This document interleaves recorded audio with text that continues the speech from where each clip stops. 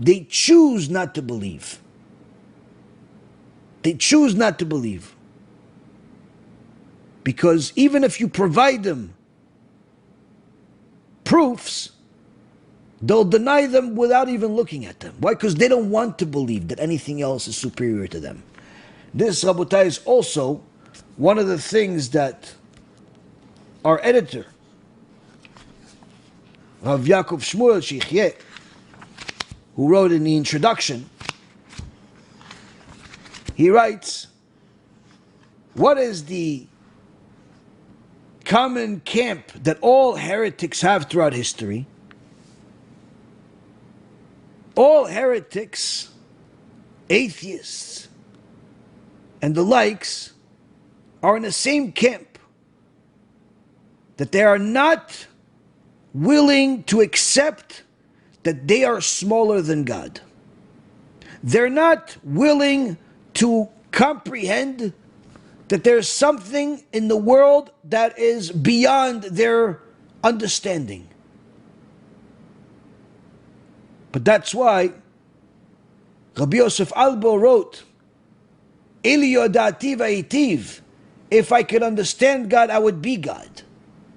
But the heretics are not willing to do that. And that's why, on a regular basis, Manis and the rest of his followers continue to minimize God further and further. He started with, God needs you. Then he says he has a body, he has an arm. Then he even says, and we quote it here, that on Yom Kippur, the Jewish people are not asking for forgiveness from God. What do we have to ask for forgiveness, says Manis Friedman. He says, no, on Yom Kippur, God asks us for an apology for creating this world and putting all the Yetzirah and creating all the difficulties. Can you imagine this apikorsut, this chutzpah of this Rasha Merusha? This whole concept of God needing you is not the end all. No, the whole mission of Manis is to create a new religion where there's no sins, meaning the rapist, the pedophile, the murderer, the thief, all of them, according to Manis's religion and all of his followers, all of them do not have to apologize for their murder and their rape and all the horrible things they did. No, they're saying it's God's fault. Hashem's fault. So Hashem will ask them for an apology on Yom Kippur. And you're telling me that this is Judaism, what he says? No Jew in their right mind would ever believe that what he's saying is Judaism. They keep harping on this whole statement of Hashem needs you. They don't realize that it's not the end all. He says there's no reward and punishment. Everyone is going to heaven. And we quote time and time again. He even says in the introduction to his book that when God came down on Mount Sinai, he didn't come to give us the laws. No, he came there with a mission to tell us that he needs us, that he needs something from us. He needs us to do the mitzvot.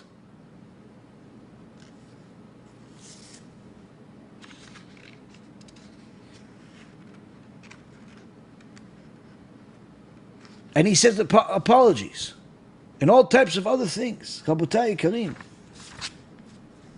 don't think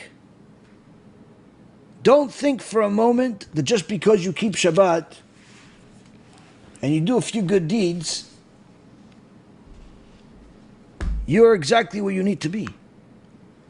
Now sure, if you're watching this, most likely you're not a Manis Friedman supporter, but having limited beliefs in the wonders of Hashem is not just a small problem. It's a big problem. Because when you limit God to what he can do, you're following in the footsteps of Manis. where he could not understand that God could be bigger than him, so he said, no, then God needs me. And before you know it, God has a body like me. It's not the same, but he has a body, even though he says he doesn't.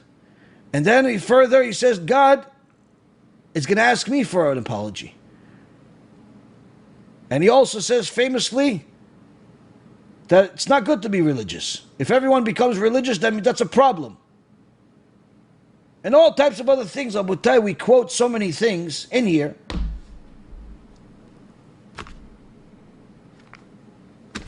Honestly, you read this book, you're surprised the sun rises every day after these statements that he made were made. How much kindness and mercy Hashem has on us to literally allow the sun to rise every day after this apikos. And people like him exist in the world and publicize their kfirah everywhere. Limitations in Hashem and in his wonders of Hashem and emunah in Hashem is the same path. You may not be where the apikosim are, but if you continue to ignoring the limitations in your belief in Hashem, you could end up chas v'shalom in a place where God could only do what you decide. And before you know it, you'll even expect God to say, I'm sorry to you. So this, Rabotai, is not just to tell you some stories for entertainment purposes. This is to test the emunah limitations that each and every person has. You know what you believe instinctively and what you don't. You know what you have a problem with and what you don't. And now you have to ask yourself the question, why? Why do you have a problem believing in the wonders of Hashem? Once you answer that, you at least diagnose the problem and be already on the way to a cure.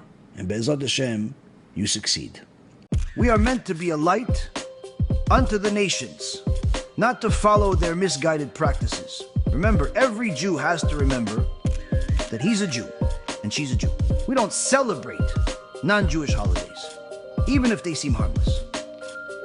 It's a zilzul, disrespect to the Torah, and could lead to Chilul Hashem, desecration of God's name.